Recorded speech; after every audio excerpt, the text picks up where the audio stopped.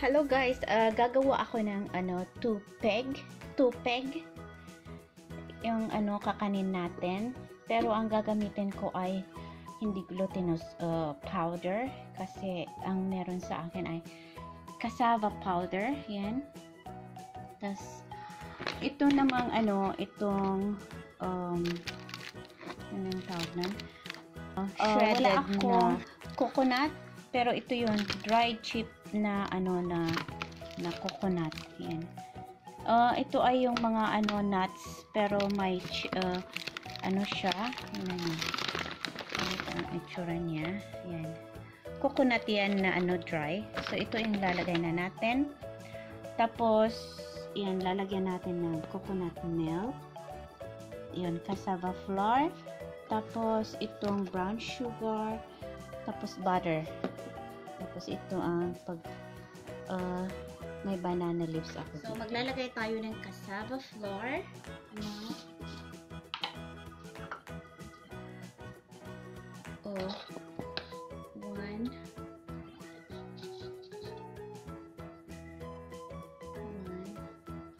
Gagawa tayo ng 2 cups. Yan, 2 cups. Yan. Almost siya, pero less than a cup. Ito ang lalagay natin na sugar, brown sugar. Ito ay i-melt natin siya sa microwave. Ito lahat ng lalagay natin. Melted na itong butter. Tingnan natin.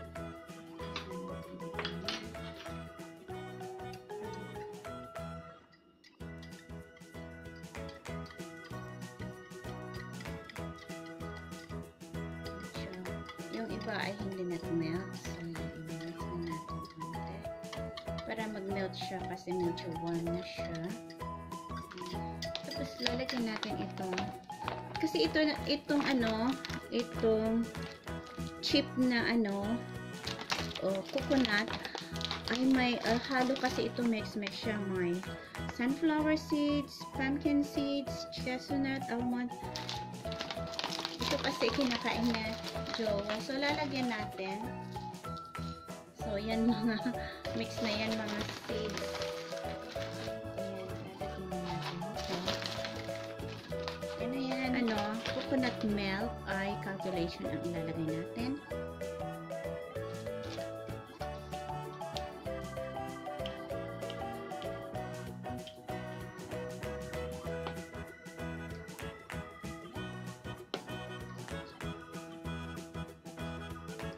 Lalagay natin dito sa kakal na 1 cup. Ay! Ayan. Lagay natin muna yung ganun.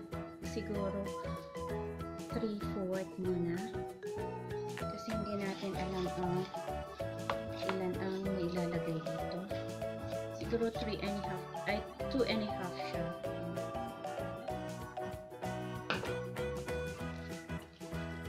Ayan siya siguro.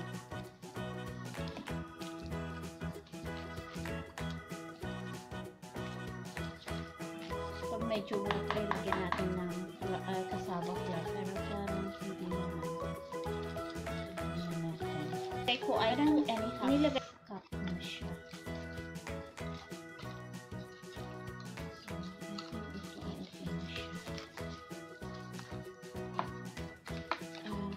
Okay na itong niya, ganyan na siya.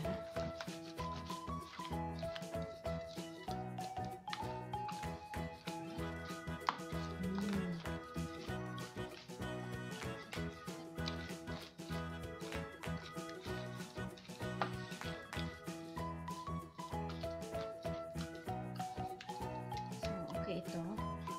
Tapos, babalutin naman natin.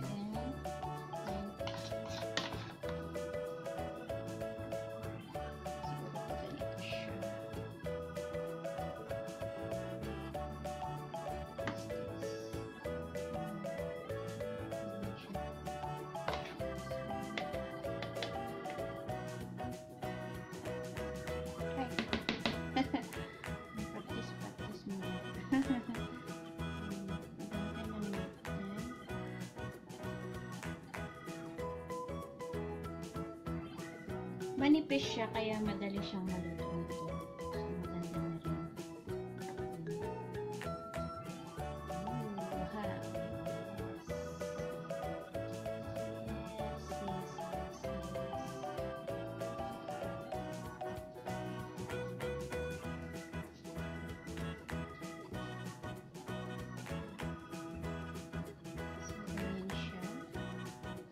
Nabalot natin at ilalagay din natin sa ating kawali.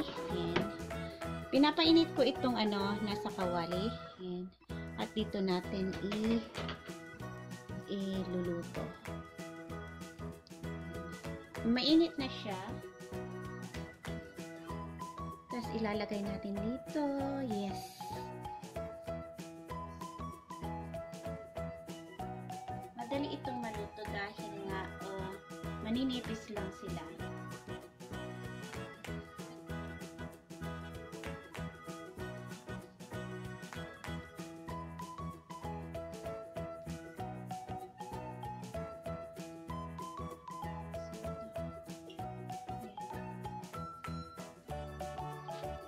At dito din may kawali tayo. Dito ilalagay natin itong iba.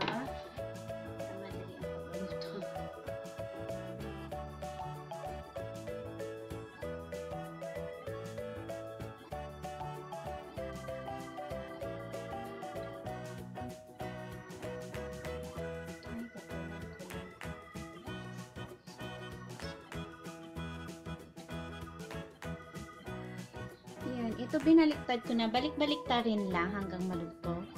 Yung isa hindi pa nababaliktad. Binaliktad ko din.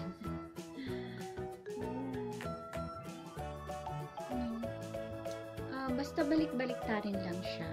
Parang siya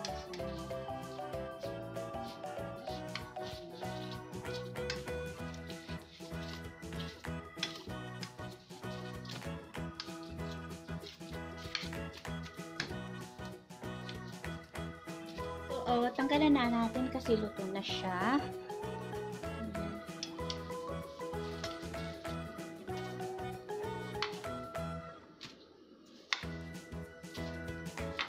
Tapos palitan natin ang iba.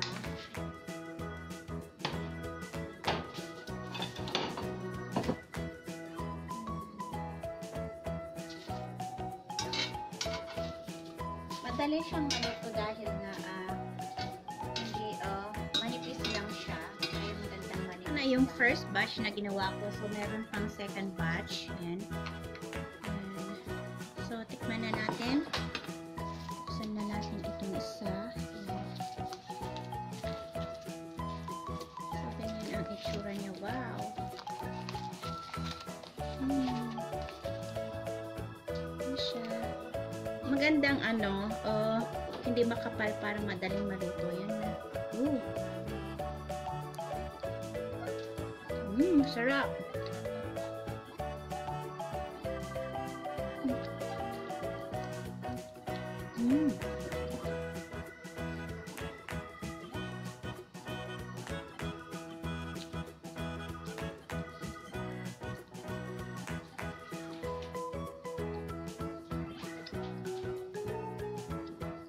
Sarap.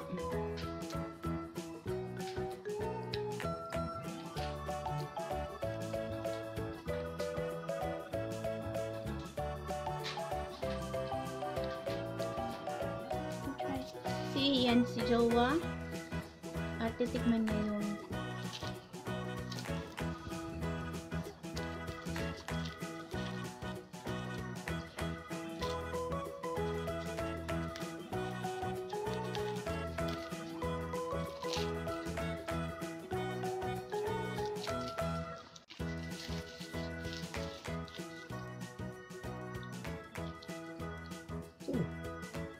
What do you think?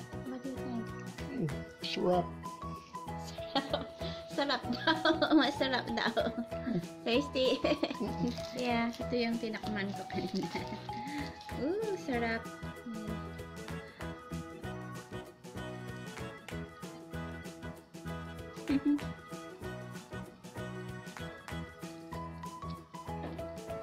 Parang maubos ko na kaagad ito.